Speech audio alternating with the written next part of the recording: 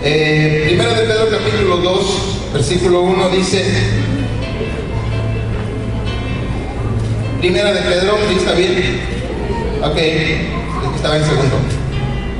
Desechando pues toda malicia, todo engaño, hipocresía, envidias y todas las detracciones, desead como niños recién nacidos la leche espiritual no adulterada, para que por ella crezcáis para salvación. Y el versículo 21 del mismo capítulo dice, pues para esto fuisteis llamados, porque también Cristo padeció por nosotros, dejándonos ejemplo para que sigáis sus pisadas. Yo quiero en esta mañana darle algunas guías para el crecimiento. Ese es mi tema.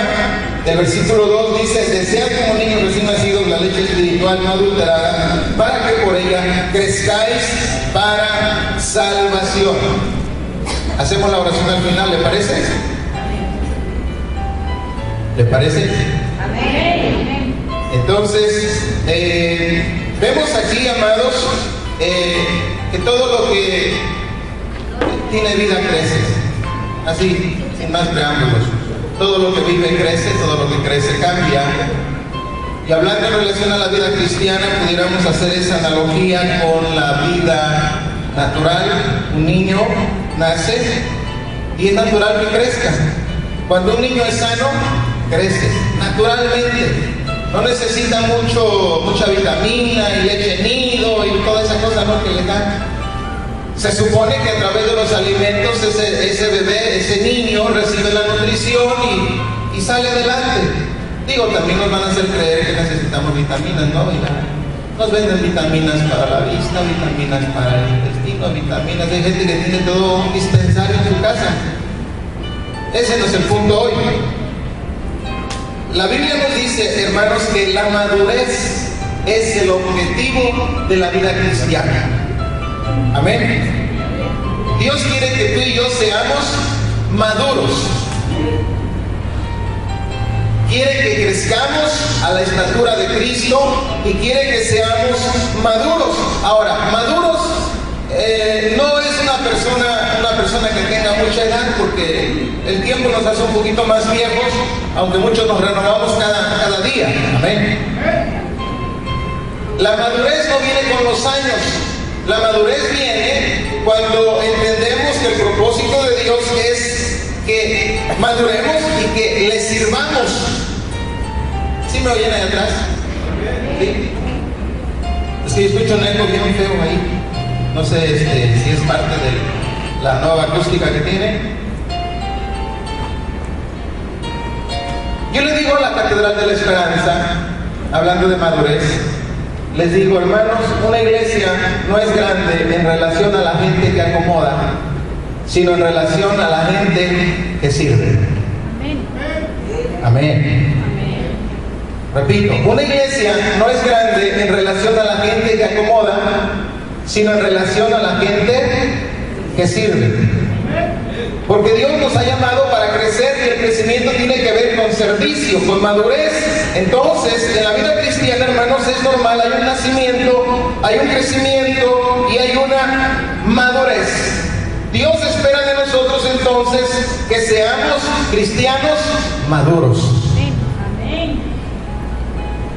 Amén. Dios espera que tú y yo crezcamos a tal grado que lleguemos a ser gente madura. Ahora, primer punto en esta mañana, ¿qué debo dejar en esta guía? Para no decir examen, porque muchas veces nos espantamos cuando decimos examen. ¿Qué debo dejar para convertirme en un cristiano maduro? ¿Qué debo dejar? La Biblia nos habla muchas veces de despojarnos de las viejas cosas, de las viejas costumbres. ¿Qué debo dejar yo para convertirme en un cristiano maduro? Ese es el primer punto en esta mañana. Hay ciertas cosas muy preciadas de la niñez. Yo no sé, algunos de nosotros todavía guardamos algún juguete que nos sirvió cuando éramos niños, o alguna ropita que teníamos cuando éramos niños. Tal vez todavía tengas una muñeca guardada, o tal vez tengas algún juguete. Es natural, hermanos, que estas cosas queden a un lado en la madurez. Pablo dice en 1 Corintios 13:11, cuando ya fui hombre, dejé lo que era de niño. Si tú te fijas en tu propia experiencia, ya no eres el mismo que cuando pisaste este lugar santo la primera vez. Yo no sé si te acuerdas la primera vez que llegaste a este lugar. ¿Cómo llegaste? ¿Qué pensabas? ¿Cómo era tu vida? ¿Cómo vivías? Ya no eres el mismo. Ya no somos los mismos, porque hemos crecido. Hemos dejado que la palabra de Dios entrara en nuestro corazón y nos transformara. ¿Cuántos dicen amén? Amén. La Biblia dice que esta palabra que tú y yo hemos atesorado es como un espejo. La Biblia dice que es una figura de la palabra. Y llegamos y vemos en ese espejo, como cuando vamos a una fiesta y nos vemos, ¿no? Y ¿cómo voy? Y de repente dices, oye, este peinado como que no me queda. Aquí traigo ¿sabes qué? Esto está arrugado o está manchado, no me has fijado, mira, tiene una mancha. Y tú te transformas, o sea, ese espejo te sirve para que tú hagas una evaluación y hagas cambios en tu vida. La Biblia es un espejo. Y por eso cuando tú te miras en esa Biblia, ella te va renovando y te dice, ¿sabes qué, Gabriel? Estás mal, no has perdonado. Amén.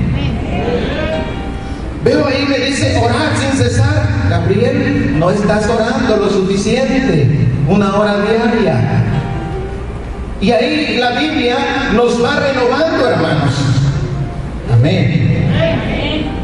Así dice la palabra que tenemos que ver, porque si no, entonces somos lectores de la palabra, pero no hacedores de la misma. Tenemos que crecer, hermanos. Éramos niños antes, ahora somos cristianos maduros, fuertes en el Señor, cristianos con visión, con propósito, con decisión. Amén. Pablo dice, cuando ya fui hombre, dejé lo que era de niño. Y según Pablo, algunas cosas infantiles, por ejemplo, son la envidia, las rencillas, las divisiones. Y Pedro está de acuerdo con esto. Dice que hay que dejar también que desechemos toda malicia. Y nos dice también que dejemos toda amargura. Mire, hermanos, la vida es tan corta. Mire que Dios se preocupa por nosotros. Y dice que debemos dejar varias cosas.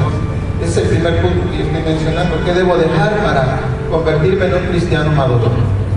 Yo no entendía esto, les confieso algo aquí entre nosotros. Yo he predicado acerca de ese versículo que dice que si ustedes siendo malos les saben dar buenas cosas a sus hijos, ¿cuánto más vuestro Padre Celestial le dará buenas cosas o dádivas o regalos a los que le piden? Yo he entendido ese versículo y lo conozco y lo he predicado, pero nunca lo había vivido. Porque ahora que mi bebé está en el vientre de su madre con 5 meses, le digo, yo quiero que mi hijo cuando nazca, no nazca con tantas carencias. Y ahora entiendo el sufrimiento de algunos de ustedes como padres que desean lo mejor para sus hijos y resulta que esos hijos de repente andan cascabeleando. Amén. Y desean lo mejor para ellos. Yo digo, puedo vivirlo ahora, imagínate. Si yo siendo malo deseo que mi hijo ya le digo que es director.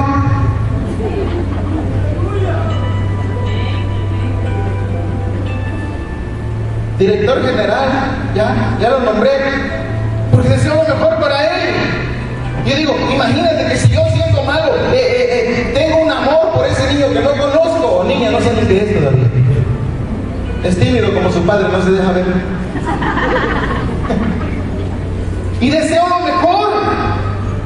No lo conozco, todavía no sé ni qué género es, pero ya deseo lo mejor. Y de repente el Señor me decía, pues así como tú deseas lo mejor para esa criatura que ni siquiera conoces, así yo te amo y deseo lo mejor para ti. Lo mejor para mis hijos lo deseo. Pero Él dice, tenemos que crecer y madurar y tenemos que dejar cosas para convertirnos en cristianos maduros. Ahora, Dios lo hace para nuestro bien. Cuando Él dice, deja esto, es porque Él sabe que eso nos va a dañar.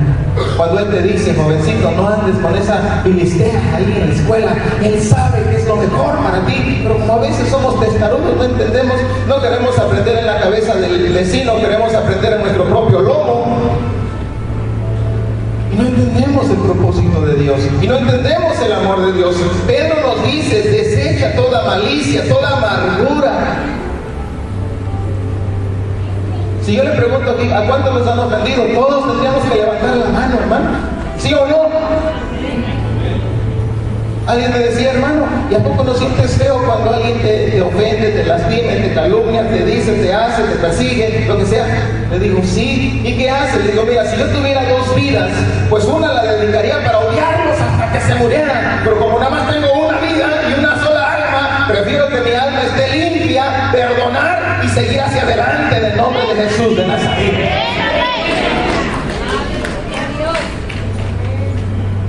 Pablo dice, deja toda malicia, toda amargura, sentimientos de animosidad contra otros, engaño, habla disposición a la hipocresía. Aquí ya no nos detenemos en ese punto, ya no somos engañadores. Hay uno solo engañador y es el anticristo. Nosotros no seguimos al anticristo, seguimos a Cristo, que es la verdad. Y hablamos verdad unos con otros, dice la palabra. Toda hipocresía, envidia, que es el tormento debido al bien que otro tiene, todas las detracciones, dice Pablo, difamación, chisme, crítica. Nosotros ya no nos quejamos, amén. Y usted ya conoce la historia del pueblo de Israel, el pueblo terrenal. Dejaron todo un legado para nosotros, ya nos dijeron por dónde no debemos de caminar, y espero que seamos sabios. En cierta ocasión contrataron a un marino y le preguntaron, oye, vamos a llevar este barco por estas islas y queremos un guía experto que nos guíe para no encallar este barco, este yate que es carísimo. Y les dijo este muchacho, sí, yo los puedo llevar. Y le preguntaron, ¿tú sabes dónde están esos arrecifes? Les dijo, no, pero sí sé dónde no están. Eso es suficiente.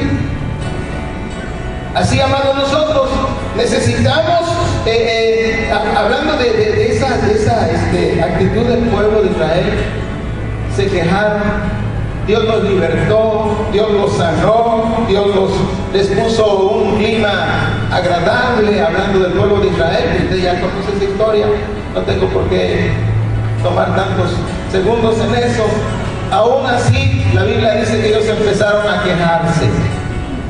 Mire, sus pecados fueron con la boca. 1, criticaron.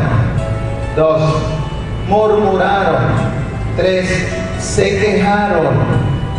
Todos los pecados con la boca. Se quejaron. ¿Y sabes qué hizo el Señor? Y esto tú ya lo conoces. Un trayecto que desde Egipto en línea recta les hubiera tomado 15 días para llegar a la tierra prometida que fluía leche y miel. Dios les dijo, van a estar aquí 40 largos años.